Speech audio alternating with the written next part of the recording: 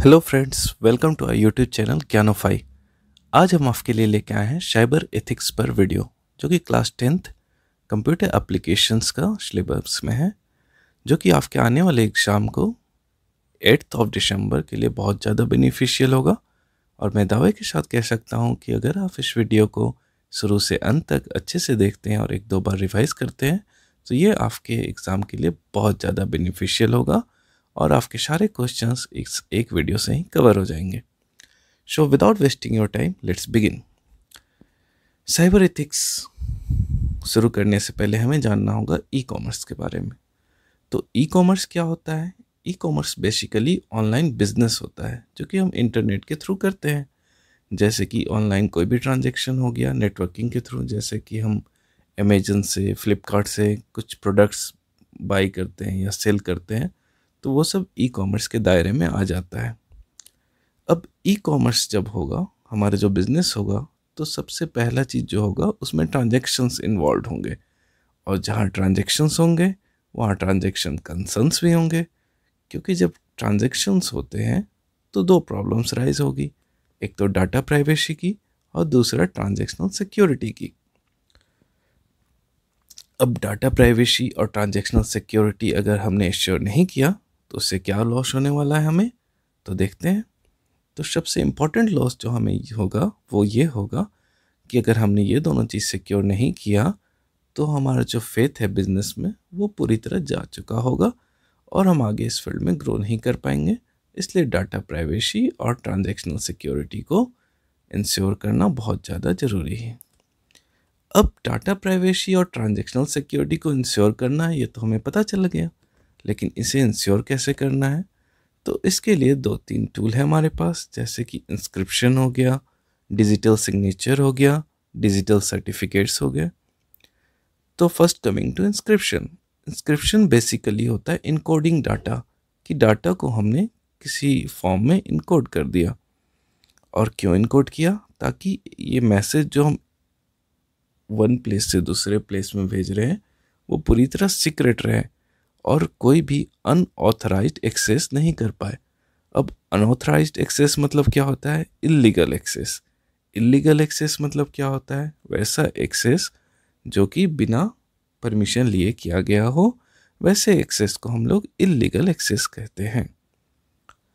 और दूसरा हो गया डिजिटल सिग्नेचर। डिजिटल सिग्नेचर हम प्रोवाइड करते हैं टू ऑथेंटिकेट द इंफॉर्मेशन, ताकि ये प्रूफ हो सके कि जो हमारा डॉक्यूमेंट्स है वो टेम्पर नहीं किया गया है, तो वो डिजिटली साइन के थ्रू इसको इंश्योर किया जाता है। उसी तरह हम डिजिटल सर्टिफिकेट्स भी इशू करते हैं, और ये सारे जो चीज़ हम करते हैं वो इनक्रिप्टेड होते हैं और पासवर्ड प्रोटेक्टेड होते हैं। जैसे कि आपने कई बार देखा होगा कि बहुत सारे पीडीएफ डॉक्यूमेंट, वर्ड डॉक्यूमेंट को पासवर्ड प्रोटेक्ट किया जाता है, जैसे कि आपका आधार कार्ड के डॉक्यूमेंट्स को, जिसमें आपको एक पासवर्ड प्रोवाइड किया जाएगा जिसके थ्रू आप उस डॉक्यूमेंट को खोल पाएंगे। तो ये सब हम करते हैं किस चीज़ के लिए? बस दो ही चीज़ के लिए, एक प्राइवेसी को इंश्योर करने के लिए, एक ट्रांजैक्शनल सिक्योरिटी को। प्राइवेसी का मतलब क्या हो गया कि अगर डाटा हम यहाँ से वहाँ भेज रहे हैं तो कोई थर्ड पर्सन आके इसमें इंटरफेयर करके हमारे डाटा को चोरी ना कर रहा हो और हमारे पर्सनल डाटा को रिवील ना कर रहा हो। जैसे कि बहुत सारे मोबाइल शॉप्स वाले क्या करते थे पहले, कि आपके आधार कार्ड का डिटेल निकाल के वो किसी थर्ड पार्टी को देते थे और उनसे वो मॉनेटरी बेनिफिट लेते थे। तो इस सब चीज़ों को कंट्रोल करना बहुत ही ज़रूरी है। और इसी में एक सिनेरियो आता है ई फ्रॉड का, या फिर जिसे हम ऑनलाइन फ्रॉड भी कहते हैं। तो फ्रॉड बेसिकली क्या होता है? फ्रॉड बेसिकली होता है कोई भी एक्ट जिसमें चीटिंग इन्वॉल्व हो using internet. E, the word E comes for the internet. तो यहाँ पे जो भी चीटिंग हो रहा यूजिंग इंटरनेट उसे हम लोग ई फ्रॉड कहते हैं। अब ई फ्रॉड किन किन वेज में, किन किन मेथड से किया जा सकता है? तो थ्रू कार्ड्स, जैसे कि आपका क्रेडिट कार्ड या डेबिट कार्ड का हम कुछ डिटेल्स चोरी कर लें और उसको अपने पर्सनल बेनिफिट के लिए, पर्सनल ट्रांजैक्शन के लिए यूज़ करें। दूसरा हो गया डमी नॉन एग्जिस्टेंट कंपनीज।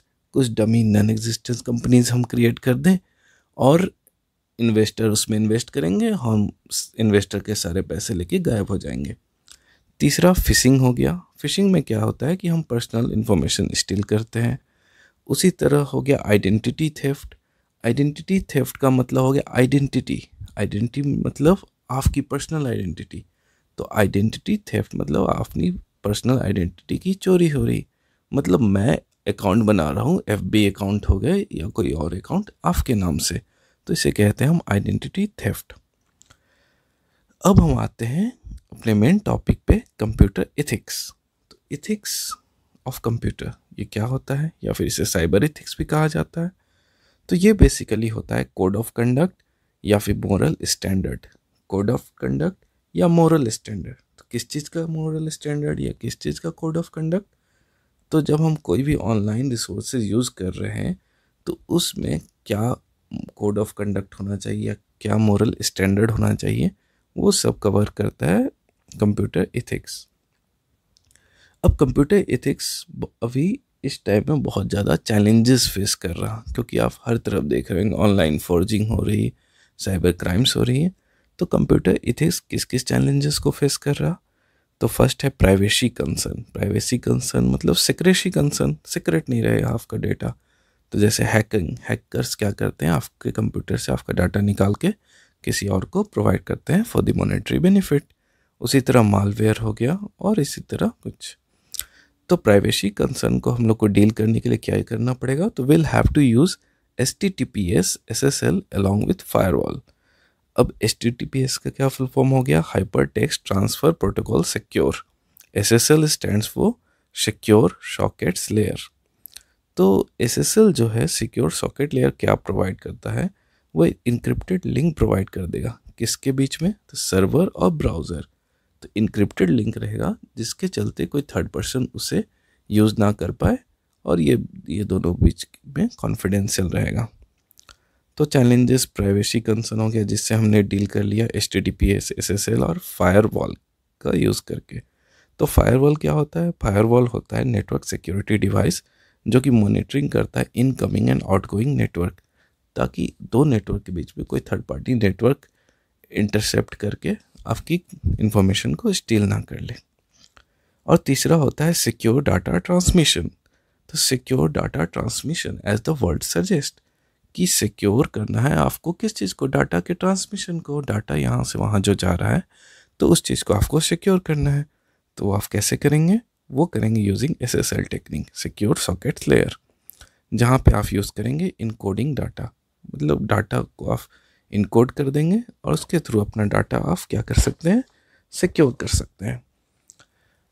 अब इसी में आपका एक टर्म आएगा नेटिक्विटीज। नेटिक्विटीज क्या होता है, set of rules for acceptable online behaviour. Online में बहुत कुछ आप करते हैं, तो वो सेट ऑफ रूल्स जो आप ऑनलाइन में करते हैं, जो उस चीज़ को गवर्न करती है, उस चीज़ को गाइड करती है, उसी को हम बोलते हैं नेटिक्विटीज। अब नेक्स्ट टॉपिक आया हमारा इंटेलेक्चुअल प्रॉपर्टी राइट, IPR। तो इंटेलेक्चुअल प्रॉपर्टी राइट क्या होता है, बेसिकली लीगल राइट होता है। लीगल राइट क्या होता है कि अगर इस राइट को आप वायलेट कर रहे हैं तो आपको पनिशमेंट की जा सकती है। तो ये इंटेलेक्चुअल प्रॉपर्टी राइट दिया किसको जाता है, तो intellectual property right basically privilege होता है। प्रिविलेज किसको दिया जाता है, ऑनर या फिर इन्वेंटर। किस चीज़ का ऑनर या किस चीज़ का इन्वेंटर। तो ऑनर हो गया अगर आप कोई डिस्कवरी कर रहे हैं, डिज़ाइन कर रहे हैं, कुछ किताब लिख रहे हैं जो कि आपका पर्सनल है, कुछ पेटेंट है, ट्रेडमार्क है, तो अगर आप उस चीज़ को ऑन कर रहे हैं तो आपको स्पेशल प्रिविलेज दिया जाएगा, स्पेशल प्रोटेक्शन दिया जाएगा। तो ये किस चीज़ को प्रोटेक्ट करता है, IPR प्रोटेक्ट करता है आइडियाज़, आपके आइडियाज़ जिसका कमर्शियल वैल्यूज़ है। क्योंकि अगर किसी चीज़ का कमर्शियल वैल्यूज़ नहीं रहेगा तो कोई उसे क्यों एक्सप्लॉइट करेगा। तो इंटेलेक्चुअल प्रॉपर्टी राइट आपके उन आइडियाज़ को प्रिजर्व करता है जिसका मार्केट में बहुत ज़्यादा वैल्यू है। अब इंटेलेक्चुअल प्रॉपर्टी राइट के अंदर क्या क्या आता है, तो ये कवर करता है विपो। विपो क्या हुआ, वो इंटरनेशनल लेवल पे एक ऑर्गेनाइजेशन है जो IPR को डील करता है, जिसका फुल फॉर्म है वर्ल्ड इंटेलेक्चुअल प्रॉपर्टी ऑर्गेनाइजेशन। अब IPR किस किस सेक्शन को कवर करता है ये भी हमें जानना होगा, because it's very important for MCQs। तो IPR कवर करता है साइंटिफिक डिस्कवरीज को, इंडस्ट्रियल डिज़ाइंस को, ट्रेडमार्क को, कॉपीराइट्स को, पेटेंट को। पेटेंट मतलब जो इन्वेशन इन्वेंशन हम लोग करते हैं उसको अपने नाम पे रजिस्टर करा लिए। आर्टिस्टिक परफॉर्मेंस को, लिटरेरी वर्क को, आप अपना बुक लिख लिए तो आप उसको इंटेलेक्चुअल प्रॉपर्टी राइट के दायरे में रख सकते हैं। अब ट्रेडमार्क हुआ। ट्रेडमार्क में एक स्पेशलिटी है कि ट्रेडमार्क होता क्या है। ट्रेडमार्क बेसिकली है आपका स्पेशल साइन या फिर डिज़ाइन जो कि आपके प्रोडक्ट को दूसरे के प्रोडक्ट से अलग करता है, डिफ्रेंशिएट करता है दो प्रोडक्ट्स को। तो बाकी चीज़ें आप शेयर कर सकते हैं लाइसेंसिंग से, लेकिन जो ट्रेडमार्क है उसको आप शेयर नहीं कर सकते हैं लाइसेंसिंग से। इस चीज़ को आपको याद रखना है ऑब्जेक्टिव के लिए। कॉपीराइट तो आपको पता ही होगा, जैसे कि अगर आप कोई बुक लिखते हैं या कुछ भी लिखते हैं तो राइट टू कॉपी और सेल, उसको आप मॉडिफाई करना, सेल करना। पहला ही कोई भी बुक आप खरीदते हैं तो उसमें लिखा रहता है copyright is this this this this, उनके पास है, वही मॉडिफाई कर सकते हैं, जेरोक्स कर सकते हैं, कुछ भी कर सकते हैं। तो ये हमारा कंप्लीट हो गया इंटेलेक्चुअल प्रॉपर्टी राइट। अब आया बहुत ही इंपॉर्टेंट टॉपिक जो कि है सॉफ्टवेयर लाइसेंस। लाइसेंस का मतलब क्या हुआ? Legal document. ये भी लीगल डॉक्यूमेंट है क्योंकि अगर आप इसे अवॉइड करेंगे, वायलेट करेंगे तो आपको पनिशमेंट किया जाता है बाय द लॉ।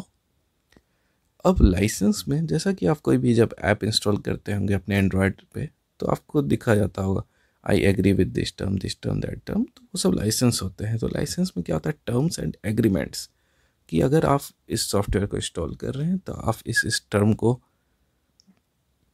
वो एक्सेप्ट कर रहे हैं और ये एग्रीमेंट को भी एक्सेप्ट कर रहे हैं। तो सॉफ्टवेयर लाइसेंस बेसिकली क्या हो गया? Rules regarding use and distribution of software. अब अगर आप सॉफ्टवेयर बनाते हैं तो उसका यूज़ करना या फिर उसको कैसे डिस्ट्रीब्यूट करना, इन सब को कौन गवर्न करेगा? तो इन सब को गवर्न करेगा सॉफ्टवेयर लाइसेंस। अब सॉफ्टवेयर लाइसेंस बेसिकली होते हैं तीन तरह के, प्रोप्राइटरी या फिर जिसे बोलते हैं हम क्लोज सोर्स सॉफ्टवेयर, दूसरा ओपन सोर्स सॉफ्टवेयर, तीसरा हो गया फ्री सॉफ्टवेयर या फिर फ्रीवेयर। अब ओपन सोर्स सॉफ्टवेयर और फ्री सॉफ्टवेयर जो होता है वो उनको बोलते हैं पब्लिक डोमेन सॉफ्टवेयर, क्योंकि ये जो सॉफ्टवेयर वो अवेलेबल है इंटरनेट पे और कम्युनिटी सपोर्टेड है। ऐसा नहीं कि एक पार्टिकुलर आदमी है अपने पर्सनल यूज़ के लिए उसे यूज़ कर रहा, पूरे कम्युनिटी के लिए होता है। तो वैसे सॉफ्टवेयर जो पूरा कम्युनिटी के लिए हो उसे बोलते हैं पब्लिक डोमेन सॉफ्टवेयर। अब हम आते हैं प्रोप्राइटरी सॉफ्टवेयर पे, जिसे हम क्लोज सोर्स सॉफ्टवेयर भी बोलते हैं, और ये पेड सॉफ्टवेयर होता है। पेड सॉफ्टवेयर मतलब कोई पार्टिकुलर इंडस्ट्रियलिस्ट या फिर कोई पार्टिकुलर कंपनी पैसे दे के अपने खुद के यूज़ के लिए इसे बनाती है। जैसे कि इसमें क्या होता है, सॉफ्टवेयर पब्लिशर जो होता है अपना इंटेलेक्चुअल प्रॉपर्टी राइट रिटेन करता है, आप उसे यूज़ नहीं कर सकते हैं। अगर आप उसे इलीगली यूज़ कर रहे हैं तो आप पे कार्रवाई हो सकती है, you could be punished for that. अब आ गया दूसरा ओपन सोर्स सॉफ्टवेयर, जिसका एग्जांपल है NVU OSS जिसे बोलते हैं। तो इसमें क्या होता है, आपके पास सोर्स कोड भी अवेलेबल रहेगा, क्योंकि ये फ्री सॉफ्टवेयर है जिसमें end user can redistribute and make modifications. जो हम और आप इंड यूज़र है उसको रीडिस्ट्रीब्यूट कर सकते हैं, अपने दोस्त को इसको दे सकते हैं और उसमें मॉडिफाई भी कर सकते हैं। और तीसरा हुआ फ्री सॉफ्टवेयर या फिर फ्रीवेयर बोलते हैं, व्हाट्सएप स्काइप आ गया। तो इसमें क्या होता है, सोर्स कोड नॉट अवेलेबल, मतलब इसमें क्या कर सकते हैं आप यूज़ कीजिए जितना मन उतना यूज़ कीजिए, लेकिन इसमें आप मॉडिफिकेशन नहीं कर सकते हैं, और इसको कभी कभी क्लोज सोर्स में भी डाला जाता है। और फ्रीवेयर या फिर फ्री सॉफ्टवेयर में आपको याद रखना होगा 4 तरह के फ्रीडम होते हैं, ठीक है। ऑब्जेक्टिव में आपसे पूछ सकते हैं कि फ्री सॉफ्टवेयर या फ्रीवेयर में कितने टाइप के फ्रीडम होते हैं, तो आपको बताना है कि टोटली इसमें 4 तरह के फ्रीडम होते हैं, run, study, improve and share. अब क्या हुआ कि इस तरह के बहुत सारे पर्सनल सॉफ्टवेयर बनने लगे जिससे लोगों को एक्सेस नहीं मिल पाया, और हर कोई इतना रिच नहीं होता है कि वो पर्सनल सॉफ्टवेयर बना सके और उसे एक्सेस कर सके। तो बहुत सारे ऑर्गेनाइजेशन क्या हुए, इस फील्ड में आगे आए और उन्होंने कहा कि हम ऐसे सॉफ्टवेयर प्रोवाइड करेंगे जो हर किसी के लिए फ्री होगा और हर कोई उसे एक्सेस करेगा, ताकि ओवरऑल डेवलपमेंट हो पूरे ग्लोबल का लेवल पे। तो उस तरह के सॉफ्टवेयर को हम लोग बोलते हैं फ्री सॉफ्टवेयर फाउंडेशन, ठीक है। एक ऑर्गेनाइजेशन बनी थी फ्री सॉफ्टवेयर फाउंडेशन, जो कि बनी थी 1985 में। और उन्हें किसने बनाया था, तो उन्हें बनाया था रिचर्ड एम स्टॉलमैन, ताकि लोगों को फ्री में सॉफ्टवेयर बांटा जा सके, उनको मतलब उनको एक्सेस दिया जा सके। अब इन सब से रिलेटेड कुछ टर्मिनोलॉजी है जो कि है जैसे कि FOSSM, free open source software movement. उसके बाद है FLOSS, free libre open source software. उसके बाद है एक GNU। GNU का फुल फॉर्म है GNU नॉट यूनिक्स, क्योंकि इससे पहले जो यूनिक्स था ना वो पब्लिक डोमेन में नहीं था, मतलब हर कोई उसे यूज़ नहीं कर सकता था। इसलिए क्या हुआ, रिचर्ड एम स्टॉलमैन ने 1983 में GNU को बनाया, जिसका फुल फॉर्म है GNU नॉट यूनिक्स। मतलब ये यूनिक्स नहीं है, यूनिक्स था कि आप पर्सनल यूज़ कर सकते हैं, यूनिक्स नहीं है मतलब पब्लिक यूज़ हो सकता है इसमें। और इसमें ही जो पहला सॉफ्टवेयर आया इसके तहत, उसका नाम था GPL, जिसका फुल फॉर्म है जनरल पब्लिक लाइसेंस। तो ये सब किस लिए आया था, ये जो 3-4 मैंने बताया, to ensure the freedoms for software user. इसमें क्या था, सॉफ्टवेयर यूज़र को एक फ्रीडम देना था कि आप आराम से उसको यूज़ कीजिए, अपने यूज़ के अनुसार, ज़रूरत के अनुसार उसे मॉडिफाई भी कर सकते हैं। बहुत ज़्यादा आप पे फ्रीडम को रिस्ट्रेन नहीं किया जाएगा, आपको थोड़ी आज़ादी दी जाएगी। तो इस तरह से हमारा सॉफ्टवेयर लाइसेंस ख़त्म हुआ। अब नेक्स्ट टॉपिक है प्लेगरिज्म। प्लेगरिज्म क्या होता है कि हम कोई चीज़ को कॉपी करते हैं या चुरा लेते हैं, स्टीलिंग, ठीक है। टर्मिनोलॉजी सेम ही है, कॉपिंग और stealing of another author language, मतलब कोई दूसरा ऑथर, उसका लैंग्वेज का, थॉट का, आइडियाज़ का हम लोग कॉपिंग या स्टीलिंग करते हैं, उसका अनऑथराइज यूज़ करते हैं। जैसे कोई बुक लिखा किसी ने, उसी से बिना उसके परमिशन लिए हम 8-10 लाइन अपने आर्टिकल में डाल देते हैं, तो उसे बोलते हैं प्लेगरिज्म।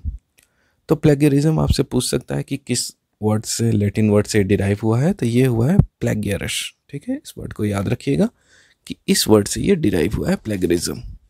तो प्लेगरिज्म बेसिकली हो गया दूसरों के आइडियाज़ को, थॉट्स को, लिटरेरी वर्क को बिना उनके ऑथराइजेशन के यूज़ करना। अब हम लोग प्लेगरिज्म को कैसे अवॉइड कर सकते हैं, तो 4 तरीके हैं। सबसे पहला है पैराफ्रेज। इसमें क्या होता है कि उनके आइडियाज़ को आप अपने वर्ड में लिख सकते हैं, इट्स सिंपल। दूसरा है कोटिंग। कोटिंग में जैसे उनके जो लाइन्स है उसको डायरेक्ट डबल इन्वर्टेड कॉमा में कोट कर सकते हैं एज इट इज़, तो आप में प्लेगरिज्म का कोई चार्जेस नहीं लगेंगे। तीसरा हो गया साइटिंग। साइटिंग क्या होता है कि हर पेज के बॉटम में आप ऑथर का नाम, डेट ऑफ पब्लिकेशन डाल देंगे, तो इसमें आपको कोई प्लेगरिज्म चार्जेस नहीं लगेंगे। और चौथा होता है रेफरेंसिंग। रेफरेंसिंग क्या हुआ कि जैसे कि आपका डॉक्यूमेंट पूरा ख़त्म हो गया, तो डॉक्यूमेंट के एंड में आप ऑथर का नेम, डेट ऑफ पब्लिकेशन, ये सब डाल सकते हैं, तो इससे आपको किसी तरह की कोई भी प्रॉब्लम नहीं होगी। तो ये प्लेगरिज्म ख़त्म हो गया, ठीक है। अब आता है डिजिटल प्रॉपर्टी या फिर डिजिटल एसेट्स। प्रॉपर्टी, प्रॉपर्टी मतलब क्या होता है, प्रॉपर्टी का मतलब एसेट्स जो हमारे पास है, तो इसी में आ गया डिजिटल प्रॉपर्टी, मतलब डिजिटाइज रूप में जो हमारे पास है। तो इसके अंदर क्या क्या आ सकता है, ऑनलाइन ईमेल अकाउंट जो हमारा है, ऑनलाइन शॉपिंग अकाउंट जो हमारा है, हमारा रजिस्टर्ड डोमेन जो है, पर्सनल प्रेजेंटेशंस जो हमारा है, बिजनेस डायरेक्टरी जो हमारा है, सोशल मीडिया अकाउंट जो हमारा है, फेसबुक, इंस्टाग्राम, ट्विटर, तो ये सब हमारा डिजिटल प्रॉपर्टी हो गया, ठीक है। इसके बाद एक टर्म आता है डिजिटल डिवाइड या फिर डिजिटल स्प्लिट। तो डिजिटल डिवाइड या स्प्लिट क्या होगा कि कई बार आप देखेंगे शहर में, गांव में या फिर मेट्रोपॉलिटन में और बाकी सिटीज़ में एक गैप आ जाता है। किस चीज़ को लेके, इंफॉर्मेशन कम्युनिकेशन टेक्नोलॉजी को लेके।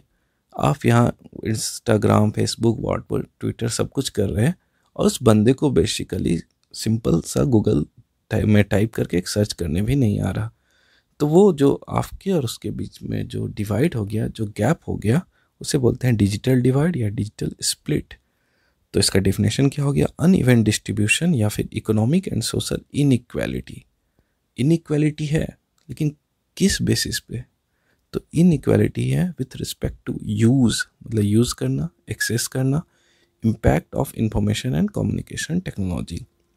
तो ये डिजिटल डिवाइड जो है, जो दो लोगों के बीच हो गया, या फिर आप गांव और शहर के बीच कह ले, या फिर नॉर्मल शहर और मेट्रोपॉलिटन के बीच कह ले, तो इनका कारण क्या क्या है। तो सबसे पहले कॉस्ट ऑफ टेक्नोलॉजी।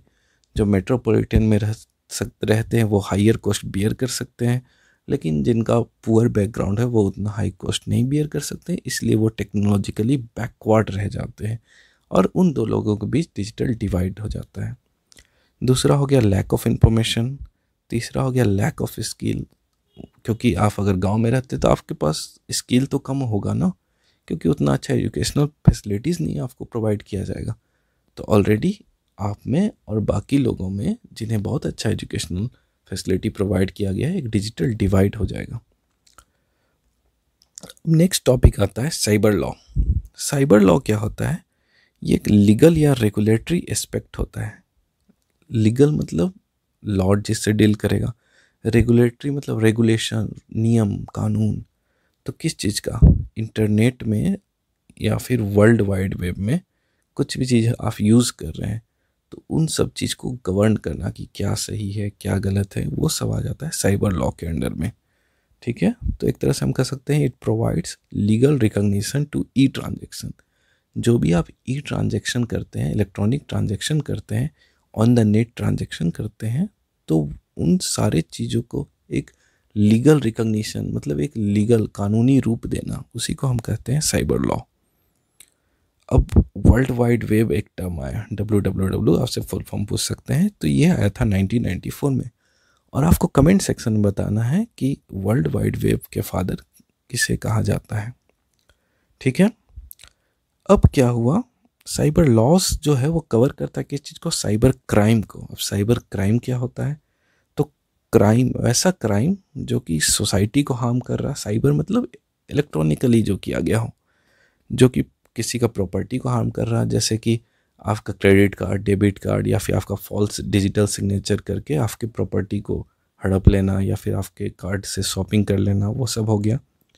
तीसरा, क्राइम हार्मिंग इंडिविजुअल या पीपल। इंडिविजुअल और पीपल को कैसे हो सकता है कि आपका फेक फ़ोटोज़ लगा के, फेक वीडियोज़ बना के उसको वायरल कर देना, तो वो आपकी ज़िंदगी को हार्म करेगी। तो ये सब आ जाता है साइबर क्राइम के अंदर, जिसके लिए आपको पनिश किया जा सकता है। अब इस सबसे रिलेटेड 3 इंपॉर्टेंट एक्ट है, जैसे कि राइट टू इन्फॉर्मेशन एक्ट, जो कि आपसे पूछ सकता है वो कब आया था। तो आया था 2005 में अंडर RTI एक्ट। और वैसे भी right to information, right to privacy, ये सब आ जाता है आपका article 21 of the constitution of India. ये भी आपको ध्यान रखना है। उसके बाद हो गया इंडियाज़ इंफॉर्मेशन टेक्नोलॉजी एक्ट, वो आया था 2000 में, जिसको IT एक्ट 2000 में बोलते हैं। ये भी आपको MCQs में पूछ सकते हैं। अब आपसे पूछा जाएगा कि पनिशमेंट क्या होता है इंडिया में अगर कोई आपका कंप्यूटर डॉक्यूमेंट स्टील करता है, चोरी करता है। तो इसमें आपको बताना है कि अगर कोई ऐसा काम करता है, आपका डाटा को चोरी करता है, तो उसे 3 साल का इम्प्रिजनमेंट हो सकता है, और साथ ही उसको 5 लाख का फाइन भी हो सकता है। तो ये सब अवेलेबल है आपके साइबर लॉ के अंदर में। अब हम देख लेते हैं कि जो OSS ओपन सोर्स सॉफ्टवेयर था हमारा, उसका एग्जांपल क्या क्या है। तो NVU है जो कि वेब डिज़ाइन OSS है, लिब्रे ऑफिस है, पिडजिन है, GNU है, MySQL है। ये सब क्या होता है आपका OSS सॉफ्टवेयर के अंडर आता है। तो इन सब को आपको दिमाग में रखना है, क्योंकि आपके मल्टीपल चॉइस में क्वेश्चन पूछ सकते हैं कि इनमें से कौन से सॉफ्टवेयर OSS के अंदर नहीं आते हैं। अब आपसे अगर पूछा जाएगा कि OSS को डिफ़ाइन कैसे करते हैं, तो OSS को इस फॉर्मेट में डिफ़ाइन करते हैं, http www.opensource.org।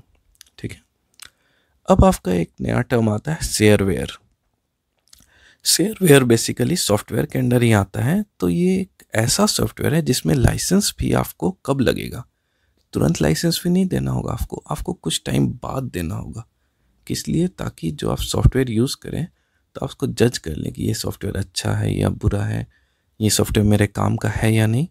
तो ये सब जब आप जज कर लेंगे तब आपको उसका लाइसेंस भी देना है। तो वो आपको करना है शेयरवेयर के थ्रू। ठीक है, अब आपका आ गया open source initiatives, OSI। Exam में पूछते हैं इसका फुल फॉर्म। तो ये जो ऑर्गेनाइजेशन थे, इसके फाउंडर थे ब्रूस पेरेंस और एरिक्स रेमंड। ठीक है, आप ये दोनों नाम याद रखना है। तो ओपन सोर्स इनिशिएटिव भी उसी के लिए दिया गया था, बाकी हर कोई उसको यूज़ कर सके। तो यहाँ पे आपको क्या है, प्रोग्रामिंग सोर्स कोड जो है वो आपको प्रोवाइड किया जाएगा, ताकि इसको आप अपने यूज़ के तहत मॉडिफाई कर सकें। अब कुछ इंपॉर्टेंट टर्म है, जैसे मालवेयर क्या हो गया, मेलिशियस सॉफ्टवेयर। तो वो ऐसा सॉफ्टवेयर जो आपके कंप्यूटर में डाल दिया जाएगा, जो कि आपके कंप्यूटर को पूरा इन्फेक्ट कर देगा, जैसे कि ट्रोजन हो गया, वॉर्म्स हो गया, स्पाईवेयर हो गया, और इसी तरह कुछ। एडवेयर क्या होता है कि जैसे कुछ ऐड आते जाएगा, आप कोई वेबसाइट खोलेंगे, कोई सॉफ्टवेयर डाउनलोड करने के लिए लिंक खोलेंगे, तो कुछ ऐसा ऐड आ जाएगा जिसमें वायरसेस रहेंगे, पॉपअप ऐड या एडवर्टीजमेंट। तो उन सबको बोलते हैं एडवेयर। उनको अगर आप जैसे खोलिएगा तो आपका कंप्यूटर जो है वो वायरस से इन्फेक्ट हो जाएगा। अब हो गया एंटीवायरस प्रोग्राम। एंटीवायरस मतलब वो जो वायरस के अगेंस्ट होता है, वायरस से प्रोटेक्ट करने के लिए होता है। तो इसका एग्जांपल्स है मैकफे, कैस्परस्काई, क्विकहिल, एवेस्ट, बिट डिफेंडर। अब वायरस क्या होता है, मतलब आपको फुल फॉर्म इसका याद रखना है ऑब्जेक्टिव के लिए। तो इसका full form vital information resource under seize, मतलब आपका जो वाइटल इंफॉर्मेशन, इंपॉर्टेंट इंफॉर्मेशन है वो आपके अंडर सीज है, मतलब कोई और उसको कंट्रोल कर रहा है। अब जेएनयू जीपीएल या फिर हैश जीपीएल भी उसको बोलते हैं, जिसका full form general public licence, ये जो था वो पहला लाइसेंस सॉफ्टवेयर था जिसको बनाया था जीएनयू, जो कि ओएसएस के अंडर आता है, जो कि आपका पब्लिक डोमेन में अवेलेबल कर दिया गया था। अब एक फुल फॉर्म है बीएसडी, जो कि स्टैंड करता है बैकलेस सॉफ्टवेयर डिस्ट्रीब्यूशन, जो कि यूनिक्स ऑपरेटिंग सिस्टम है। तो इस तरह आज आपका ये चैप्टर कंप्लीट हुआ और मैंने कोशिश किया कि इसमें जितना हो सके आपको फैक्ट्स और इन्फॉर्मेशन प्रोवाइड किया जाए जो आपके एग्ज़ाम के लिए बहुत ज़्यादा यूज़फुल होगी। और मैं दावे के साथ कह सकता हूँ कि अगर आप इसको अच्छे से पढ़ लें, 2-3 बार रिवाइज कर लें, तो शायद ही आपके एग्ज़ाम के क्वेश्चन छूटेंगे। So best of luck for your examinations. एंड जाते हुए बस यही कहूँगा कि आप अच्छे से मन लगा के पढ़ाई कीजिए, जितना हो सके हम आपकी मदद करेंगे, हमारा चैनल आपकी मदद करेगा। So don't forget to like, share and subscribe our channel Gyanofy. Thank you. Have a nice day.